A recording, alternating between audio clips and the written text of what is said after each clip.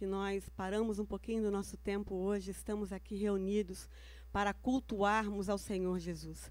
Eu tenho certeza que hoje, mais uma vez, o Senhor tem uma palavra de vida para você. Nós não assistimos uma reunião, nós cultuamos ao Senhor. Nós estamos aqui para adorá-lo. O Senhor merece toda a honra, toda a glória. Ele é digno de todas as coisas. Então eu convido você a fechar os seus olhos, com quem você está do seu lado, ou se você está sozinho, para mais uma vez falarmos com Deus neste dia. Não vamos sair nem entrar na presença dEle, nós já estamos em sua presença. Então eu convido você agora, feche os seus olhos.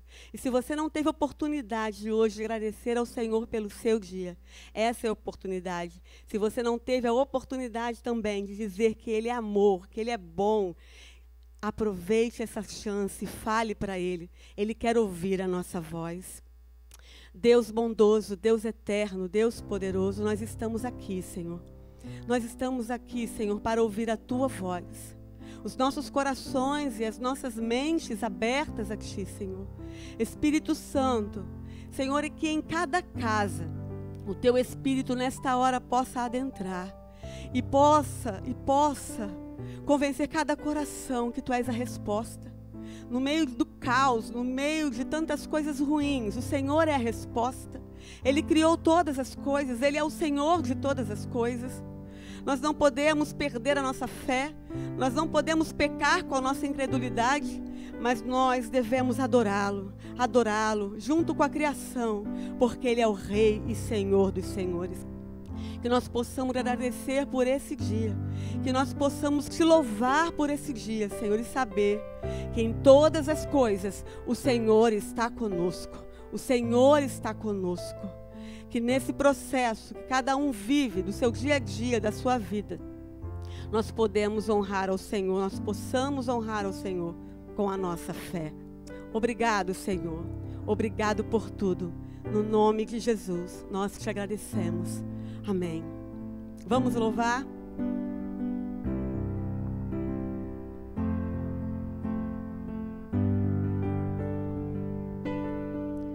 Minha fé não está firmada nas coisas que podes fazer. Eu aprendi a Te adorar pelo que és.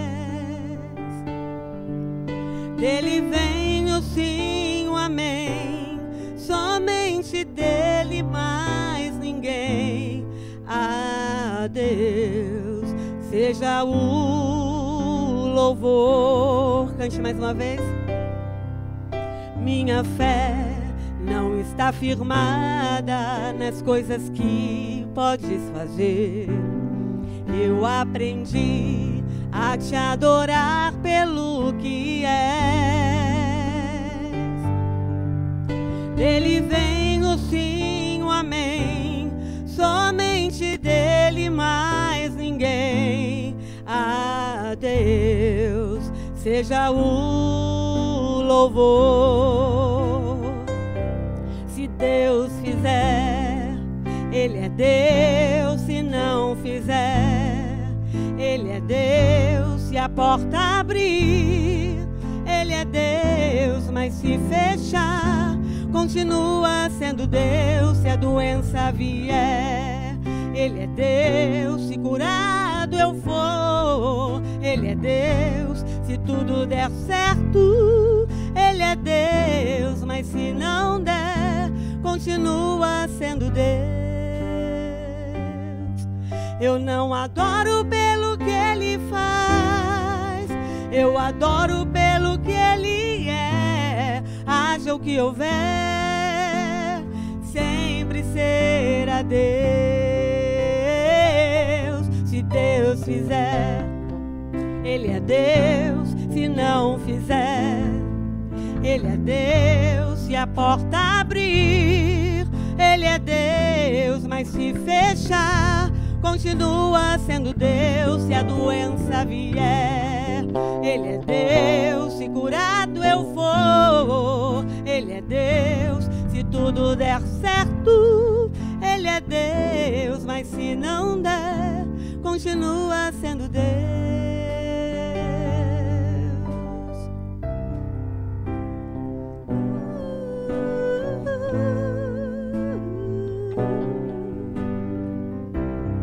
quero dizer para você nessa noite, que se a porta está fechada para você, o Senhor, Ele tem a chave da porta que abre e que fecha. A porta que Ele abre, ninguém pode fechar. E a porta que Ele fecha, ninguém pode abrir. Mas o importante é que a gente precisa usar a nossa fé. Porque sem fé é impossível agradar aquele que vive para todo sempre. Use a sua fé nesta noite e proclame com a tua palavra. Oh, aleluia! Oh, a porta vai se abrir. Oh, eu vou ser curado. Tudo vai dar certo, sim. Use a palavra, porque se tiver uma palavra sobre a sua vida, você não vai esmorecer. Você não vai morrer no meio do caminho, mas o teu deserto, ele vai florescer. Ele vai florescer. Ele vai florescer. Crê nesta palavra. Oh, Jesus.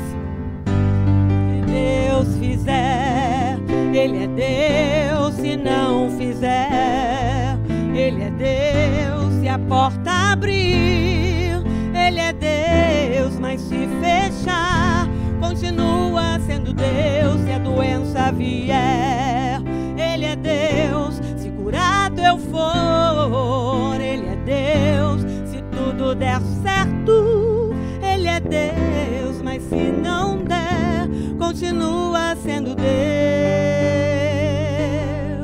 Eu não adoro pelo que Ele faz, eu adoro pelo que Ele é. Haja o que houver, sempre será Deus.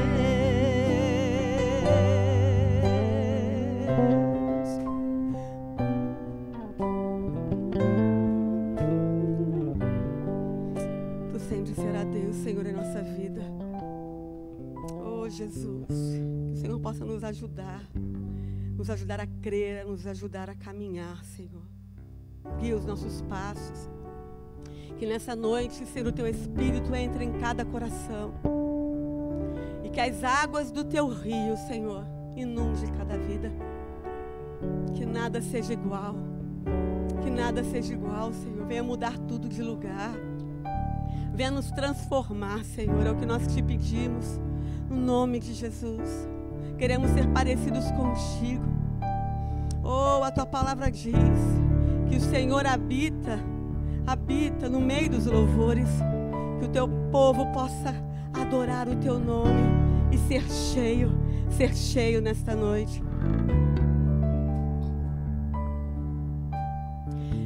Existe um rio, Senhor, que flui do Teu grande amor.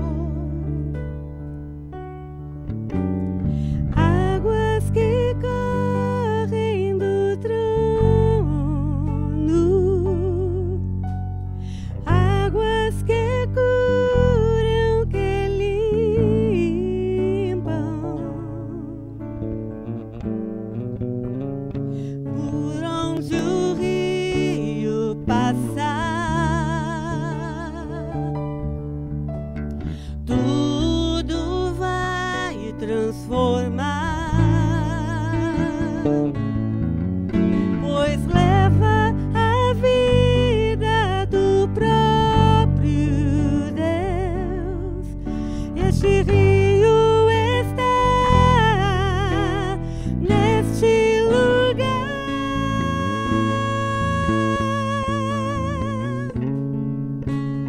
Quero beber do Teu rio, Senhor. Sacia minha sede, lava o meu interior. Eu quero fluir em Tuas águas. Eu quero beber da Tua fonte, fonte de águas vivas, Senhor. Tu és a fonte, Senhor.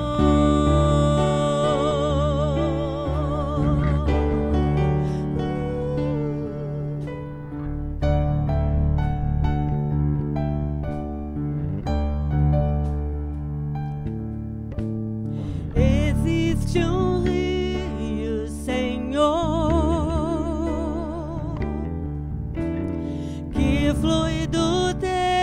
grande amor. Águas que correm do trono, águas que curam, que limpam, por onde ele passar, por onde o rio passar, tudo vai transformar, pois leva a vida do próprio Deus, e este rio está neste lugar.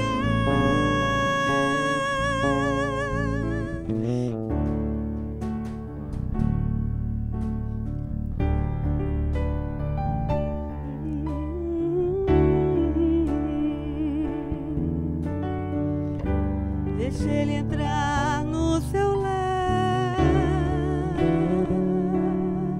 trazendo cura, trazendo avivamento. Deixa o rio entrar. Quero beber do teu rio, Senhor. Sacia minha sede, lava o meu interior. Eu quero fluir em tuas águas. Eu quero beber da tua fonte, fonte de águas vivas. Jesus, tu és a fonte, Senhor. Oh, tu és o rio, Senhor, que cura, que inunda. Tu és o rio que transforma o nosso homem interior. Oh, Jesus, vem, Jesus. Oh, oh, oh, oh.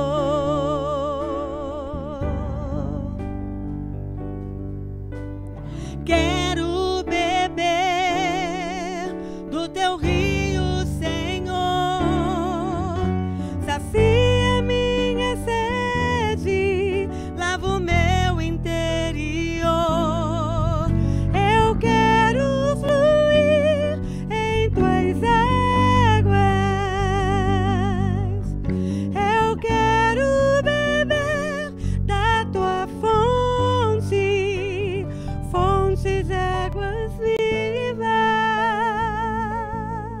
Meu Senhor, tu és a fonte, Senhor.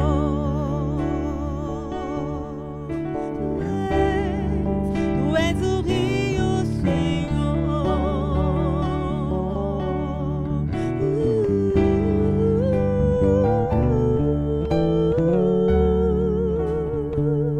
Tu és o rio.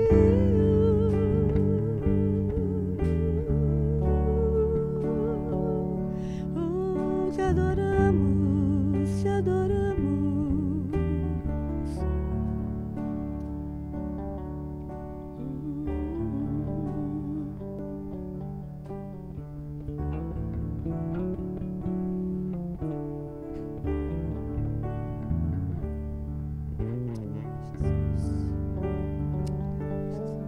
Boa noite, meus irmãos, boa noite, meus amigos.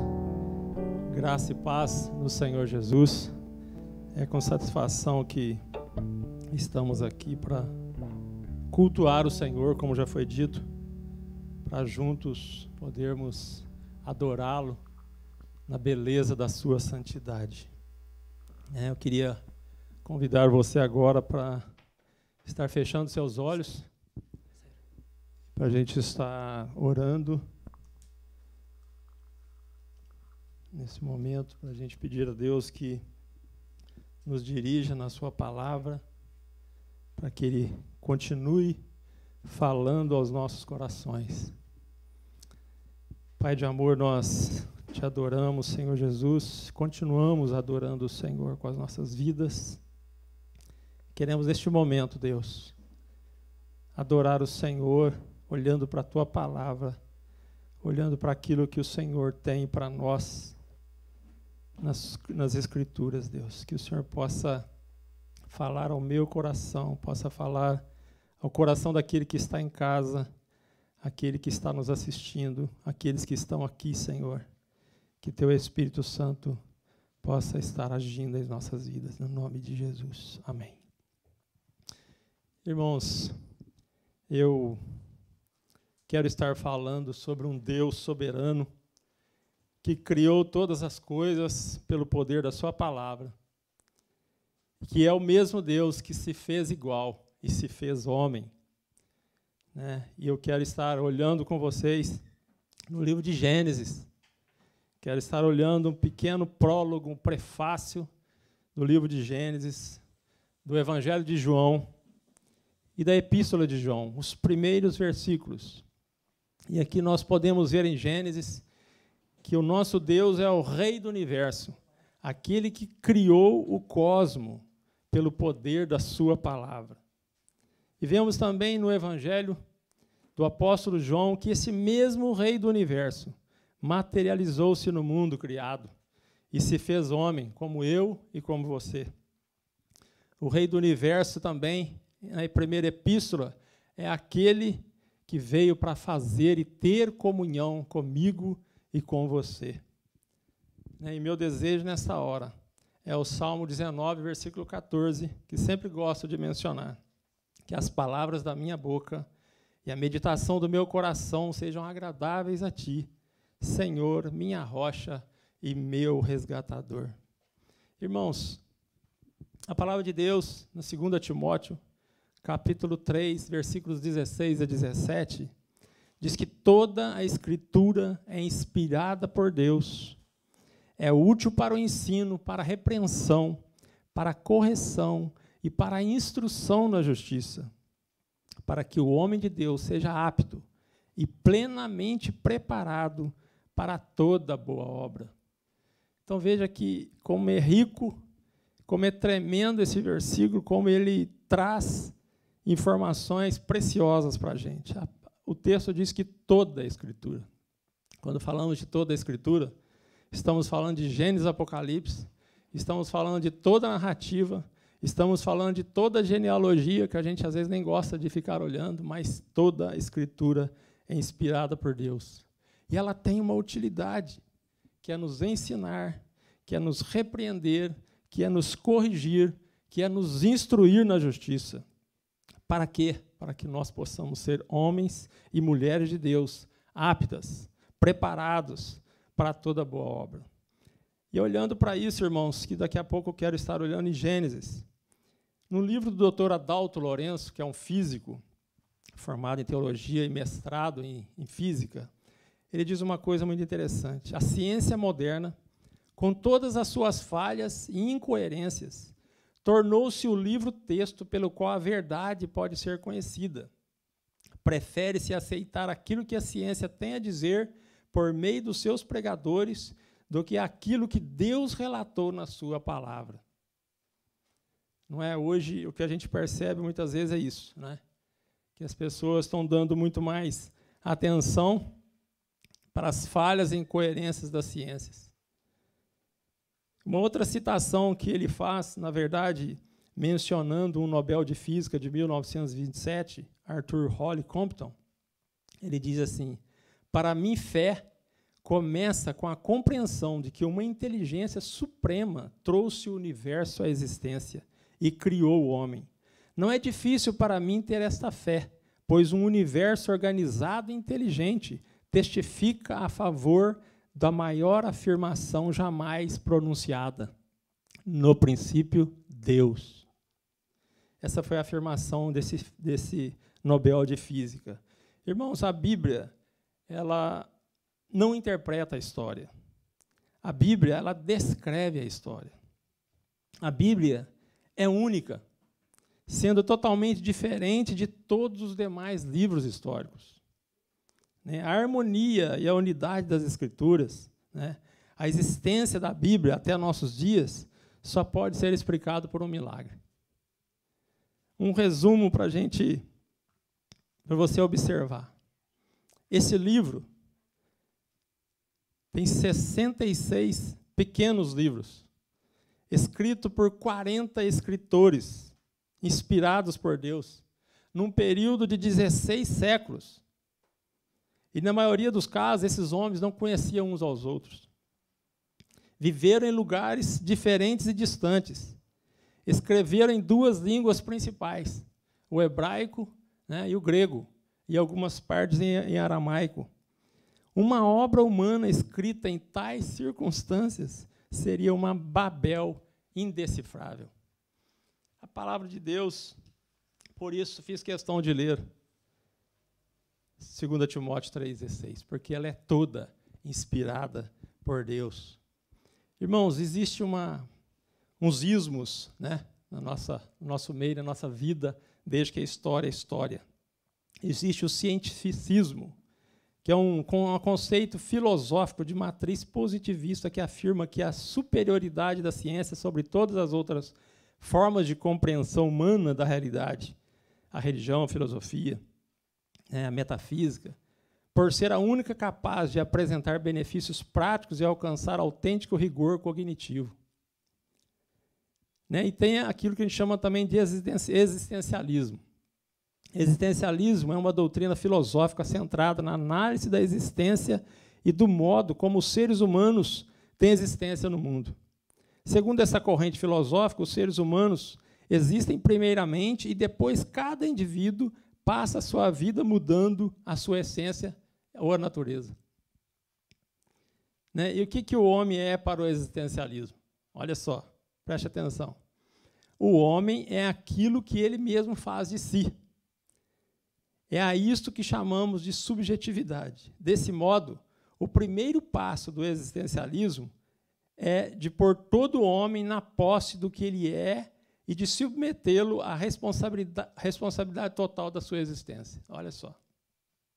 E o filho, sabe qual que é o filho mais feio do existencialismo? É o hedonismo. E o que é hedonismo?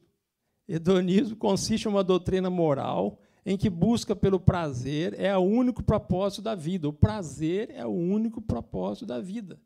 Vive-se para curtir, para ter prazer. E eu gostaria de, fazendo essa introdução, ler com vocês Gênesis capítulo 1, os primeiros versículos de Gênesis capítulo 1. A palavra de Deus diz assim: no princípio criou Deus os céus e a terra. A terra, porém, era sem forma e vazia. Havia trevas sobre a face do abismo, e o Espírito de Deus pairava por sobre as águas. Disse Deus: haja luz, e houve luz. E viu Deus que a luz era boa, e fez separação entre a luz e as trevas. Chamou Deus luz dia, e as trevas noite. Houve tarde e manhã, o primeiro dia. A gente poderia estar lendo todos os dias da criação, mas eu quero concentrar aqui nesses primeiros versículos. No princípio, criou Deus os céus e a terra. Aqui nós já vemos uma informação tremenda que Deus já nos coloca. O princípio já está nos dizendo, meus queridos, que é o tempo. Deus criou os céus, criou o espaço, e Deus criou a terra, que é a matéria. Já de primeira frase, de primeira linha, Deus já nos dá essas 3 informações. O que é tremendo também no livro de Gênesis é que esse primeiro versículo, essa primeira frase, ela é composta de 7 palavras no hebraico. E se a gente observar as informações de Gênesis, de todo o capítulo, a gente vai observar como há 7 expressões, como há 10 expressões, disse Deus. Então, Deus colocou a sua palavra de uma maneira precisa para as nossas vidas. E aqui a gente percebe outras coisas tremendas. Aqui o verbo hebraico da criação é criar do nada, né? Deus criou as coisas do nada. A terra era sem forma e vazia. Havia trevas sobre a face do abismo. E o Espírito de Deus se movia, pairava por sobre as águas. Aqui é maravilhoso a gente observar essa expressão de sem forma e vazia. É estranho, né? O que nos dá, e o que a gente observa pela pesquisa, que isso aqui quer dizer que era vazia. Como você chegar em algum lugar, nossa, está vazia aqui, né? Como se não tivesse nada. Aqui a informação é que o Espírito de Deus se pairava por sobre as águas. Aqui o sentido também é de algo como se fosse uma águia que estivesse sobrevoando e pairasse sobre o ninho. Esse é o sentido da expressão deste versículo.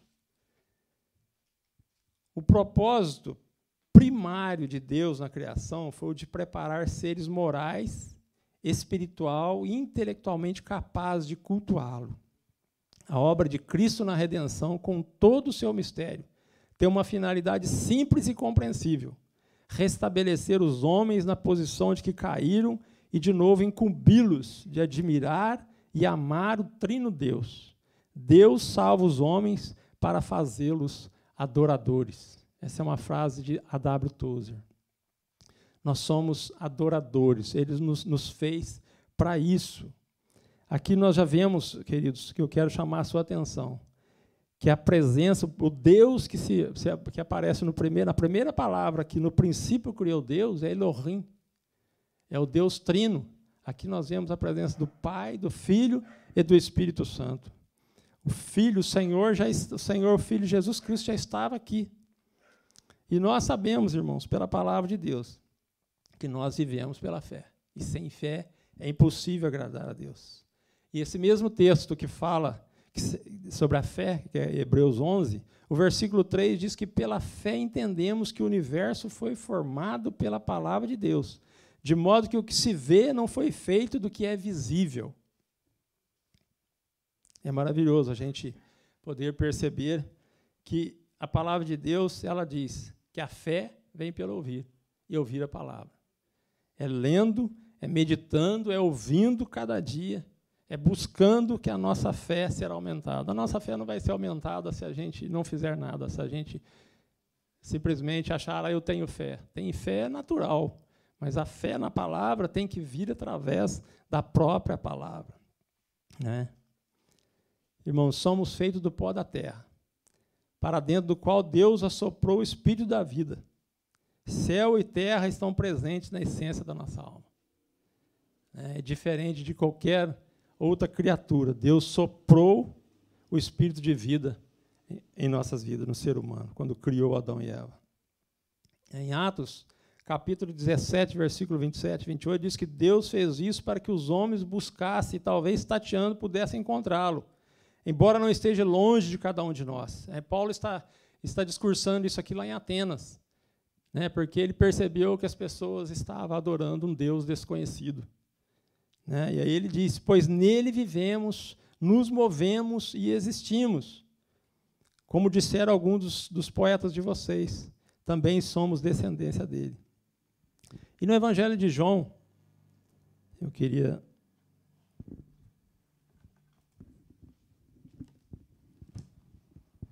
estar abrindo aqui em João. Capítulo 1 de João diz assim, no princípio era o Verbo, e o Verbo estava com Deus, e o Verbo era Deus. Ele estava no princípio com Deus. Todas as coisas foram feitas por intermédio dele, e sem ele nada do que foi feito se fez. A vida estava nele, e a vida era a luz dos homens. A luz resplandece nas trevas, e as trevas não prevaleceram contra ela. Houve um homem enviado por Deus, cujo nome era João. Este veio como testemunha, para que testificasse a respeito da luz, a fim de que todos virem a crer por intermédio dele. Ele não era a luz, mas veio para que testificasse da luz. A saber, a verdadeira luz, que vindo ao mundo, ilumina todo homem. Estava no mundo, o mundo foi feito por intermédio dele, mas o mundo não o conheceu. Veio para o que era seu, e os seus não o receberam. Mas a todos quantos o receberam, deu-lhes o poder de serem feitos filhos de Deus, a saber, aos que creem no seu nome, os quais não nasceram do sangue, nem da vontade da carne, nem da vontade do homem, mas de Deus. E o Verbo se fez carne e habitou entre nós, cheio de graça e de verdade, e vimos a sua glória, a glória como unigênito do Pai. Aqui, irmãos, é interessante a gente observar que João, o apóstolo João, estava vivendo num momento que poderíamos assim dizer, semelhante a que Moisés viveu lá quando ele escreveu o Pentateuco, né, que Gênesis é um dos livros do Pentateuco. E Moisés certamente escreveu isso após a saída do Egito, né, para o povo que estava com ele, o povo de Israel, certamente antes de entrar na terra de Canaã. E Moisés, como tinha sido criado, né, no palácio de Faraó, ele tinha grande conhecimento, uma grande cultura, conhecia todo o panteão de deuses daquele lugar. E não muito diferente, João está vivendo um período de um gnosticismo tremendo, naquele período onde ele escreve esse evangelho, né? E aí eu até anotei aqui, a respeito do significado de gnosticismo, que é um ocultismo, é movimento de teor religioso que, possuindo caráter sincrético ou esotérico, foi criado nos séculos iniciais do calendário cristão, pautando-se no cristianismo convencional, juntamente com o misticismo e especulação filosófica, sendo o conhecimento alcançado a partir das verdades divinas e da rejeição da matéria. Então, o contexto em que João estava era esse aí.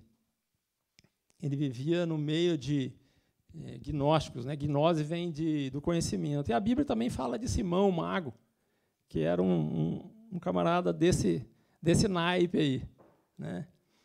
E a gente observa que eles defendiam algumas ideias, né? Eles defendiam que o mundo surgiu após uma luta entre duas forças, a luz e a escuridão. E defendia alguns outros pontos, por exemplo, que dizia o seguinte, que Jesus Cristo é considerado um falso Messias, né? E para os mandeus, a verdadeira referência espiritual do cristianismo foi João Batista. Então, a gente observa por que João começa a descrever da maneira como ele começa a falar aqui. Ele destaca que no princípio era o Verbo. Ele está destacando o Senhor Jesus, que ele era desde antes da criação, né? Então, quando Deus está fazendo o universo, ali o Pai, o Filho e o Espírito Santo, né?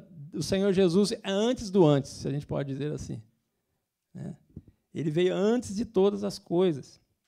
E o versículo 1 é muito claro, né? No princípio era o Verbo, a palavra, o Logos, né? Que era uma expressão usada no período aí do apóstolo João, e o Verbo estava com Deus, né? O Senhor Jesus estava com Deus, e o Verbo era Deus. Então, aqui ele já está dando um ensinamento para aquelas pessoas que o Senhor Jesus é Deus. Porque havia uma corrente, né, um grupo de pessoas que queriam dizer e diziam, né, oponentes, que Jesus não era Deus. Que Jesus havia recebido o Espírito no batismo e lá na cruz ele deixou de ser Deus. Havia uma corrente nessa linha aí. Então, a gente observa nesses 5 primeiros versos que o Senhor Jesus Cristo é eterno. Antes, ele fala, né, lá em João, no mesmo Evangelho, no capítulo 17, versículo 5, antes que houvesse mundo, ele estava com o Pai. Em Colossenses, capítulo 1, 17, diz que ele é antes de todas as coisas.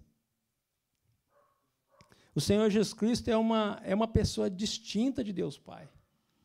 É o que a gente vê aqui nesse texto. E ainda assim é um com ele.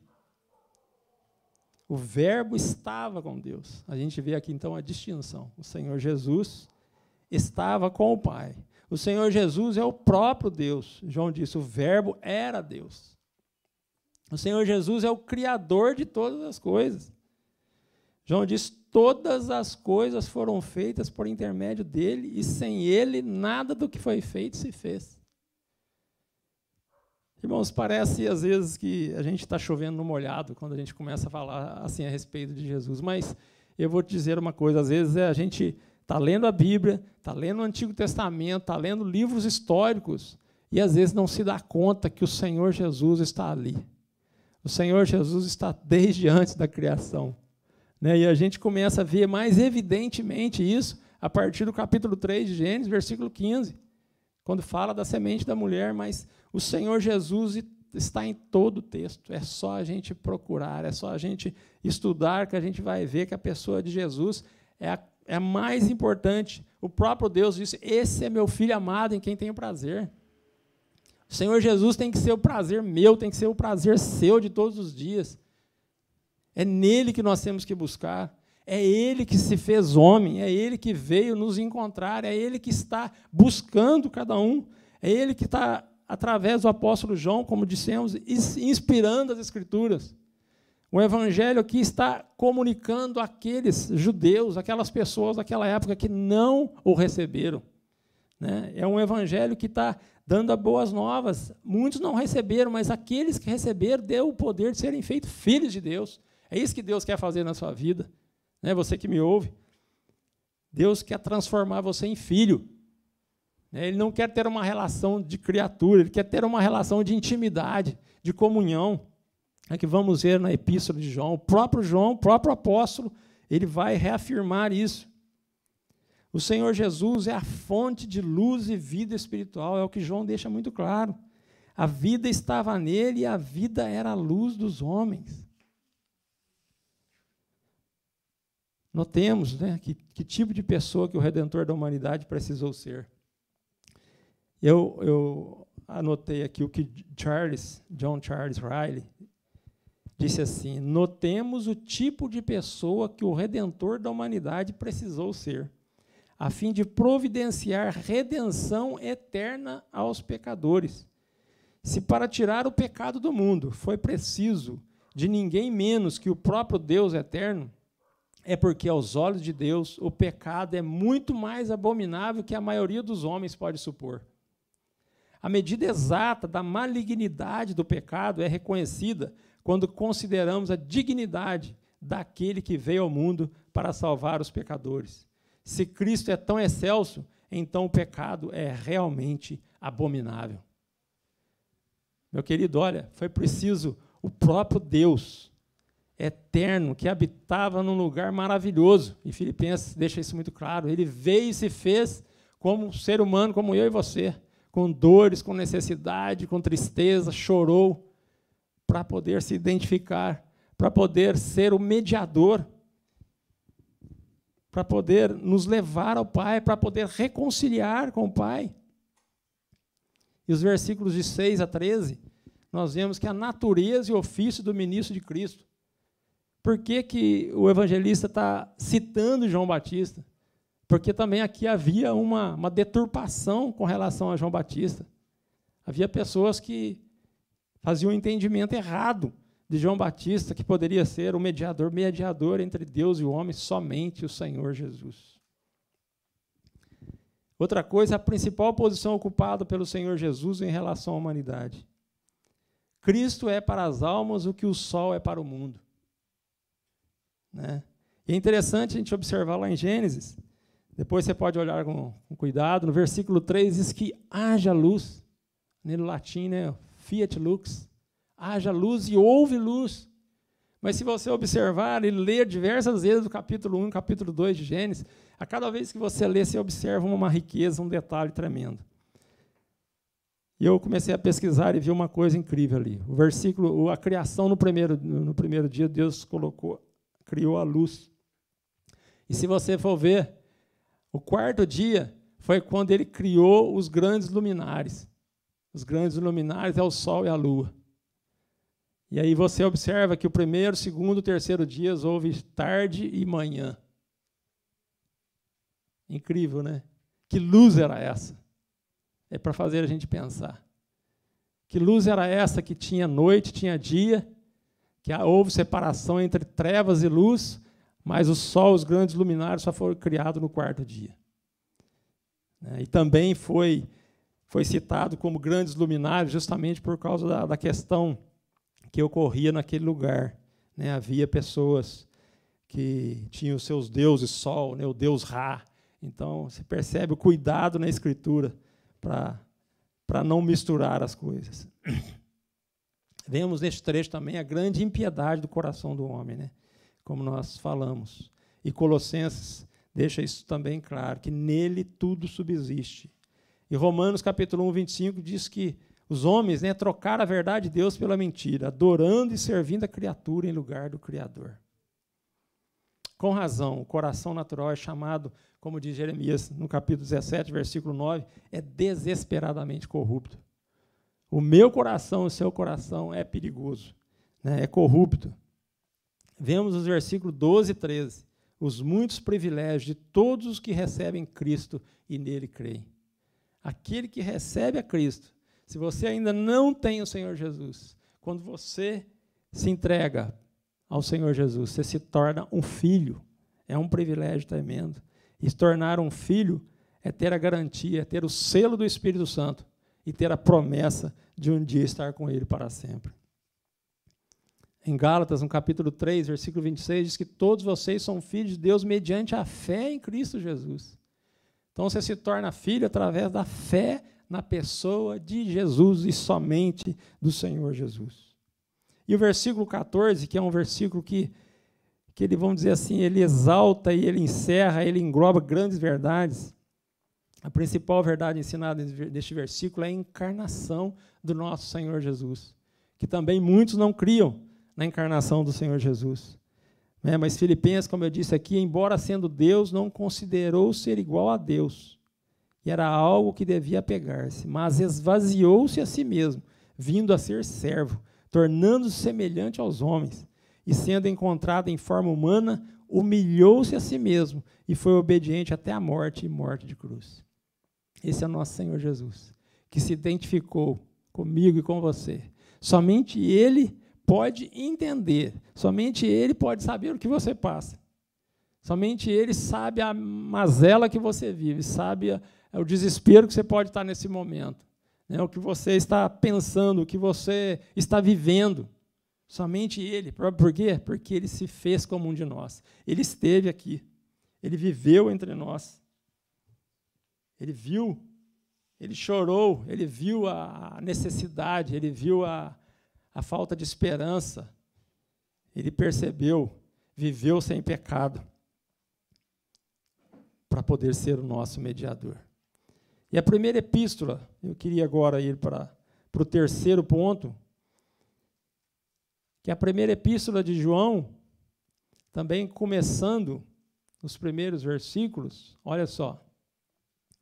O que era desde o princípio, o que temos ouvido, o que temos visto com os nossos próprios olhos, o que contemplamos e as nossas mãos apalparam com respeito ao verbo da vida, e a vida se manifestou, e nós temos visto, e dela damos testemunho, e vô-lo anunciamos, a vida eterna, a qual estava com o Pai, e nos foi manifestada. O que temos visto e ouvido, anunciamos também a vós outros, para que vós igualmente mantenhais comunhão conosco. Ora, a nossa comunhão é com o Pai e com seu Filho Jesus Cristo. Estas coisas, pois, vos escrevemos, para que a nossa alegria seja completa. Olha a abordagem, né, do mesmo autor, né, e todos os pesquisadores, os teólogos, entendem que essa primeira epístola também é do apóstolo João. Aqui a gente pode observar, assim como Hebreus, né, também não inicia a carta ou a epístola mencionando quem que é o autor e nem fazendo nenhuma saudação introdutória. Irmãos, a gente vive numa época de insegurança, né? A gente está vivendo um período de mudanças, nada está estável, né? Nem na questão política, nem nas questões sociais, né, que estão sempre em alteração.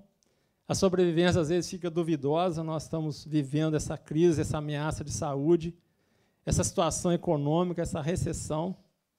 E essas inseguranças externas se refletem no mundo e na mente do nosso espírito. E muitos cristãos andam cheios de incerteza e, muitas vezes, muita confusão. A pessoa fica confusa, a pessoa fica em dúvida, mas, puxa, como será? Como é que vai ser? Como é que eu vou fazer? Mas eu queria estar lembrando aqui Hebreus 13:8. Hebreus 13:8 diz que é aquele que é ontem, que é hoje, ele é o mesmo e será para sempre. Nosso Deus é o mesmo, ele não mudou. Então descanse nele. Aqui o apóstolo está escrevendo, assim como ele escreveu o Evangelho de João, anunciando as boas novas para aqueles que não conheciam, aqui ele está escrevendo uma epístola já para aqueles que já convivem, um grupo de pessoas que já têm a comunhão com o Senhor Jesus, mas que está vivendo o risco de algumas interferências, de algumas ameaças, ameaças no campo religioso. Então, aqui a gente observa outra coisa, a epístola nos coloca num mundo completamente diferente, cujas marcas são segurança, conhecimento e intrepidez. É o que ele vai falar durante toda a epístola. E a gente percebe que o tema que predomina aqui é a certeza cristã. E os verbos que ele mais utiliza aqui é conhecer, que aparece 15 vezes, e saber aparece 25 vezes. Então, o que a palavra de Deus está nos dizendo? Que nós precisamos conhecer esse Senhor Jesus. Nós precisamos saber quem é esse Senhor Jesus. Nós precisamos buscar essa intimidade com o Senhor Jesus, que é a única maneira da gente poder enfrentar a realidade das ameaças, das dificuldades. Como é que eu posso fortalecer a minha fé? Buscando não um conhecimento teórico, mas buscando um conhecimento da intimidade com Deus. É interessante a gente observar aqui uma coisa nesses primeiros versículos. O apóstolo começa a falar e cita três verbos aqui interessantes. Ele fala de ouvir, ver e tocar. Ele deixa muito claro que ele tinha as credenciais, ele estava qualificado como apóstolo, porque ele estava junto do Senhor Jesus. Ele viu, ele ouviu, ele tocou, ele apalpou. Se a gente for ver as referências na palavra de Deus, ele esteve com o Senhor Jesus após a ressurreição. E a gente observa aqui o finalzinho, aí, o último versículo, o foco aqui é comunhão. É comunhão e por fim ele fala que a alegria. Então, alguns pontos para a gente considerar. Aqui o apóstolo está dizendo sobre a pré-existência também eterna do Senhor Jesus. O que era desde o princípio. A vida eterna é conhecer a Deus. João 17:3 fala sobre isso. A pré-existência eterna do Senhor Jesus. A manifestação histórica, quando ele fala sobre essa questão de esteve com o Senhor Jesus, tocou, ouviu, viu, olhou, viu o que ele fez, os milagres que ele realizou. Nem outra coisa, a proclamação está autorizada. Foi proclamada, ele não monopolizou, como muitas vezes, vou guardar isso aqui para mim. Não, João proclamou, é o que nós estamos fazendo aqui agora, proclamar o nome do Senhor Jesus. A Ele toda a honra, a Ele toda a glória. Outra coisa é a coparticipação comunitária. O propósito imediato é a comunhão e, por último, a alegria. A comunhão é uma palavra cristã, indica aquela participação comum na graça de Deus, na salvação de Cristo e o Espírito Santo no seu interior, no ser interior, que é o direito de nascimento espiritual que todos os fiéis cristãos. Irmãos, eu e você não podemos ser cristãos sem igreja. Aqui isso fica muito claro. Aqui fica muito claro que o apóstolo está falando aqui. Olha como ele fala neste versículo aqui, o versículo 3. O que temos visto e ouvido anunciamos também a vós outros, para que vós igualmente mantenhais comunhão conosco. Ora, a nossa comunhão é com o Pai e com o seu Filho, Jesus Cristo. Para ter comunhão tem que ter irmão. Para ter igreja tem que ter gente. Então, aqui isso fica muito claro, que a importância que nós temos de viver em comunhão. Estamos tendo essa limitação agora, mas nós estamos tendo também a bênção da tecnologia a nosso favor, não é verdade? E, por último, ele fala sobre a alegria. E qual é o segredo da plenitude de alegria? A completa e perfeita felicidade que podemos obter do Evangelho. É o que João Calvino fala. Ele pergunta, na verdade. Está na comunhão que a proclamação produz, pois se o propósito imediato da proclamação é o estabelecimento da comunhão, o seu propósito último é a consumação da alegria. Essa é uma ordem divina, é a coinonia, a nossa comunhão. É certo que a perfeita alegria ela só vai acontecer no céu, né? Porque é impossível ter uma comunhão perfeita aqui nesse mundo, é impossível ter uma alegria perfeita. Então, isso vai ser só quando a gente estiver com o Senhor Jesus. E para concluir, eu queria lembrar aqui que Deus é luz, né? A gente observou isso em Gênesis, né? Que ele é a luz. E a gente observa aqui nos próximos versículos, que nós não lemos, a partir do versículo 5, a ênfase que ele dá, né? Que o apóstolo dá no Senhor como luz, luz para o mundo. Ele é luz. E se você não toma essa luz que está aí, o sol, se você está se escondendo, a luz está aí. Ninguém tem desculpa por causa disso, né? E eu queria mencionar e finalizar lendo Colossenses, né? Eu falei diversas vezes de Colossenses, capítulo 1, versículo 13 até o versículo 20, que diz assim: pois ele nos resgatou do domínio das trevas e nos transportou para o reino do seu Filho amado, em quem temos a redenção, a saber, o perdão dos pecados. Ele é a imagem do Deus invisível, o primogênito de toda a criação, pois nele foram criadas todas as coisas no céu e na terra, as visíveis e as invisíveis, sejam tronos ou soberanias, poderes ou autoridades, todas as coisas foram criadas por ele e para ele. Ele é antes de todas as coisas e nele tudo subsiste. Esse é o nosso Senhor Jesus. Ele é a cabeça do corpo, que é a igreja. É o princípio e o primogênito dentre os mortos, para quem tudo tenha a supremacia. Esse é o nosso Deus. É nele que nós confiamos, é nele que nós esperamos. É nele que eu quero que você, durante esse período, né, eu fiz questão aqui de encerrar em João, que está escrevendo para os cristãos, que está escrevendo para um grupo de pessoas que está enfrentando dificuldades, enfrentando perseguição, né? Certamente, João aqui, quando escreve, no mínimo ele não está em Jerusalém, que Jerusalém já tinha sido destruída, né? E a perseguição dos cristãos era ferrenha, né? E provavelmente estava isolado em algum lugar, né? Escrevendo talvez de Éfeso, não se sabe, há 4 cidades que são mencionadas como possíveis lugares onde ele está. Mas eu queria dizer que o que a palavra de Deus, que o apóstolo João está vivendo aqui, a gente não está vivendo nem um décimo daquilo que ele passou, do que esses crentes primitivos passaram nessa época. Então, irmão, fique firme, fique no seu lugar, fique bem isolado, seja prevenido, esteja em paz, né? Porque esse Senhor Jesus, ele quer te dar a paz. Ele quer que você viva em paz, tá bom? Obrigado, eu agradeço. Vamos ter uma música, só um minutinho agora, vamos ter um louvor.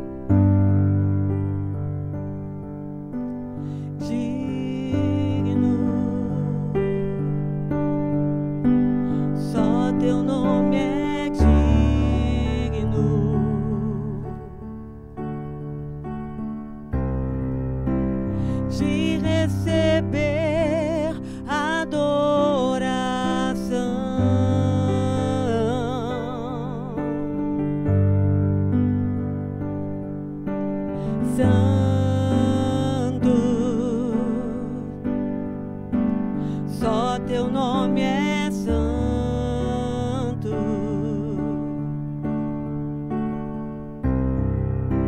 Me rendo aos teus pés, pois tu és santo.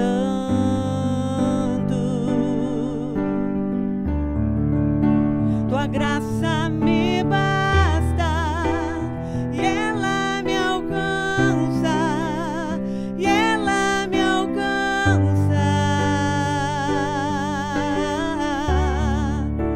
Amor tão sublime, posso me achegar a ti, posso me achegar a ti e ser livre pra te adorar, livre pra te exaltar, Senhor, e ser livre pra me derramar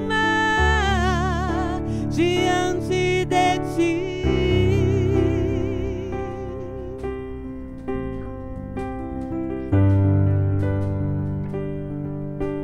Digno, só teu nome é digno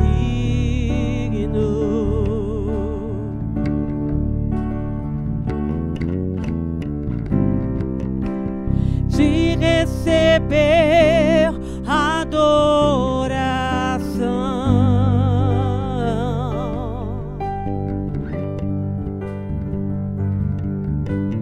Santo,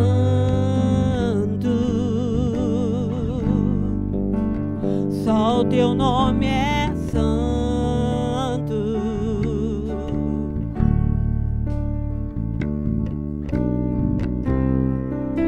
Me rendo aos teus pés, pois tu és santo.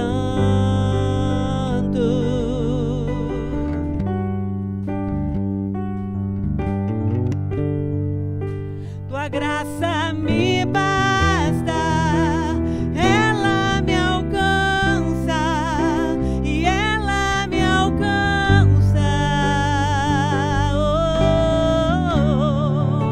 Amor tão sublime, posso me achegar a ti, posso me achegar a ti e ser livre pra te adorar,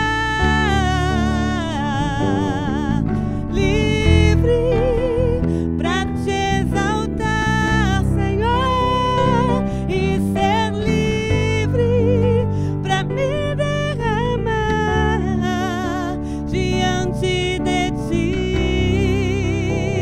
Oh, oh, oh, oh. E ser livre pra te adorar, livre pra te exaltar, Senhor, e ser livre pra me derramar diante de ti.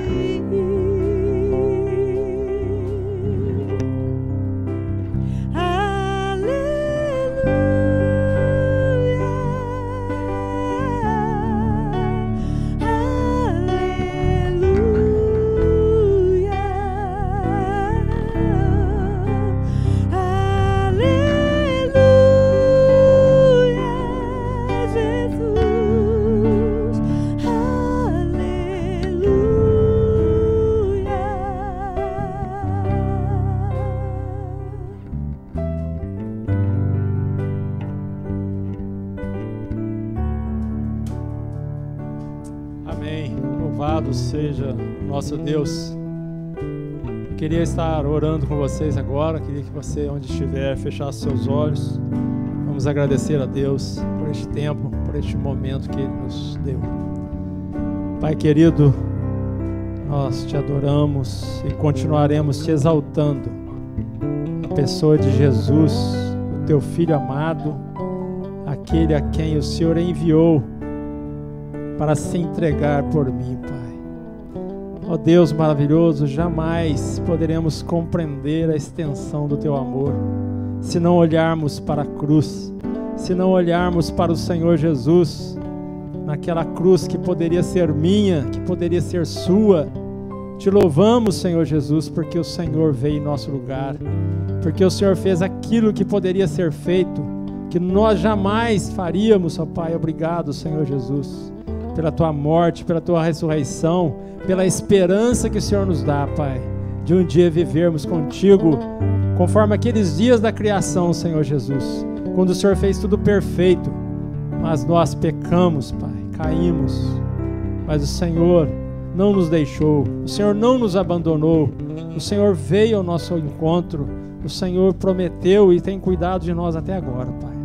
No nome de Jesus eu te agradeço. Amém, Senhor.